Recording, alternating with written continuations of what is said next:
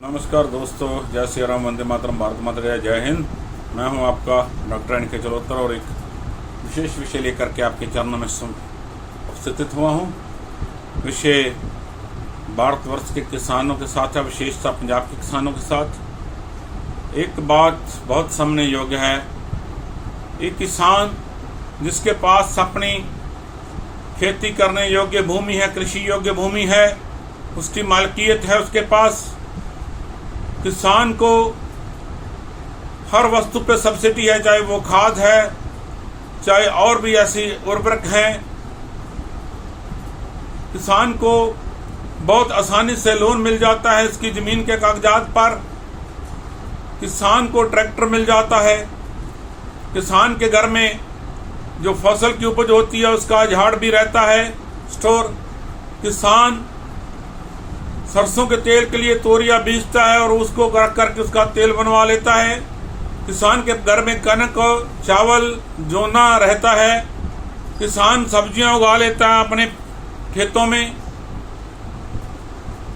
सभी आवश्यक वस्तुएं, जितनी भी बेसिक वस्तुएं हैं, वो किसान के पास रहती हैं। और जो घास फूस बचता है विशेष, उससे किसान एलपीजी का प्रयोग न करते हुए घर का चूल्हा जला लेता है। और इस सब होने के उपरांत किसान एक बात कहता है, साल में 2 से 3 फसलों जो हैं वो उस किसान बेच लेता है, उनका आमदन होता है। फिर भी किसान कहता है कि मैं दुखी हूं, मेरा समाज में बुरा असर है।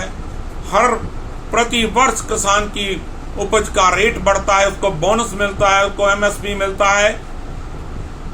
महंगाई के हिसाब से, महंगाई चाहे ज्यादा बढ़े चाहे कम, लेकिन किसान का जो स्पेसिफिक बढ़ने वाला रेट है फसल का बढ़ता है, तो भी किसान दुखी है, तो भी किसान रोता है, चिल्लाता है, सुसाइड करता है। और सभी पॉलिटिकल पार्टीज, सभी राजनीतिक दल, सभी सामाजिक दल, सभी धार्मिक जथेबंदियां सिर्फ किसान की आवाज को उठाती हैं और किसान किसान किसान ही हर तरफ कहती हैं, क्योंकि बहुगिनती है उनकी, यूनिटी है उनकी। बेशक वो स्टेबल हैं तो भी वो अब चिल्ला चिल्ला के कहते हैं अनस्टेबल हैं। तो उनकी फसल खराब होती है तो उनको मुआवजा दिया जाता है, उन पर कोई आपातकाल आता है तो उनको मुआवजा दिया जाता है, उन पर किसी प्रकार का कोई भी सिस्टम खराबी होती है तो उनको मुआवजा दिया जाता है सरकारों के द्वारा। दूसरी तरफ देख लो, बहुत बड़ी तनाज में बैठे हुए मजदूर भाईजान, जितने भी इस देश के मजदूर हैं, उनके बेशक संगठन बने हुए हैं, लेकिन उनमें एकता का अभाव है, यूनिटी नहीं है। मजदूर के पास अपना घर नहीं है, मजदूर के पास अपनी दुकान नहीं है, मजदूर की किसी भी फैक्ट्री में, किसी भी इंडस्ट्री में भाईवाली नहीं है।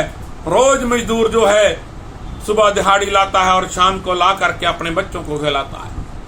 उसके पास कोई भी ऐसी वस्तु नहीं है जिसको रख करके वो लोन ले सके। बैंक किसी मजदूर को लोन नहीं देता है, उसको 10, 12, 15% प्रति माह के हिसाब से ब्याज जड़ियों से जो इलीगल मनी लैंडर हैं उनसे पैसे उठाने पड़ते हैं। मजदूर इन्हीं के घन चक्र में पिसता रहता है। कोई भी संगठन, कोई भी पॉलिटिकल पार्टी, राजनीतिक दल, कोई धार्मिक दल, कोई सामाजिक दल मजदूर की बात नहीं करता। मजदूर के पास कुछ भी नहीं है, मजदूर बिल्कुल निहत्था है, हाथ से खाली है। मजदूर की जिंदगी बद से बदतर है, दुश्वार है, लेकिन कोई बात नहीं करेगा क्योंकि उनकी एकता अभाव है। किसान के घर में सब कुछ होते हुए वो साल 2 साल 3 साल तक भी धरना दे सकता है, प्रदर्शन कर सकता है, उनको पता है उनका घर भरा हुआ है, उन्हें आटा, दाल और अन्य पदार्थों की कोई कमी नहीं है, उनके घर में पर्याप्त मात्रा में पड़े है। मजदूर 5 दिन तक धरना नहीं दे सकता। उसको मालूम है अगर 4 दिन धरना दे दिया तो 5वें दिन उनके घर में खाने के लाले पड़ जाएंगे। कौन आकर के उनके घर का संचालन करेगा और सोई का, खाने पीने का, रहने का, उनका परिवार भूख से मर जाएगा। बात बड़ी सोचने की है, समझने की और एकता में बंधने की है। हाल ही में पंजाब के किसानों ने बहुत बड़ा धरना प्रदर्शन किया।